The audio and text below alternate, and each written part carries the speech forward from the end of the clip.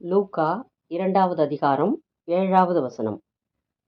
அவள் தன் முதற்பேறான குமாரனைப் பெற்று சத்திரத்திலே அவர்களுக்கு இடமில்லாதிருந்தபடியினால் பிள்ளையைத் துணிகளில் சுற்றி முன்னணையிலே கிடத்தினாள்.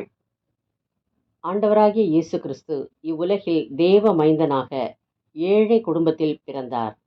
அவரை துணிகளில் சுற்றி சத்திரத்தின் முன்னணையிலே கிடத்தினார்கள். அவர் நம்முடைய பாவங்களை மன்னிப்பதற்காக மட்டும் வரவில்லை, நம்மிடத்தில் அன்பு செலுத்த வந்தார். கடைசி வரை நம்மோடு கூட இருக்க விரும்புகிறார். அவருடைய பிறப்பு பண்டிகையாக கொண்டாடப்படுவதற்கு அல்ல, ஏன் அவர் உலகில் பிறந்தார் என்பதை நாம் சிந்திப்பதற்காகவும் தான். இந்த பண்டிகை நாளில் ஒரு சிலருக்கு எல்லாம் கிடைத்திருக்கிறது, பலருக்கு பண்டிகை கொண்டாடுவதற்கு பணம் கிடைத்திருக்கிறது, அநேகருக்கு ஒன்றுமே கிடைக்காத நிலை. உண்மையாக என்னிடத்தில் அன்பு செலுத்த ஒருவர் இருக்கிறாரா என்னும் கேள்வி உங்கள் மனதில் இருக்கிறதா? உலகின் அன்பு பொய்யானது, இயேசுவின் அன்பே மெய்யானது. உங்களிடத்தில் உண்மையான அன்பை செலுத்தவே இயேசு இந்த உலகத்திற்கு வந்தார் என்னும் இந்த உண்மையை நீங்கள் புரிந்து கொண்டால் உண்மையிலே நீங்கள் பாக்கியசாலிகள்தான். ஜெபம்.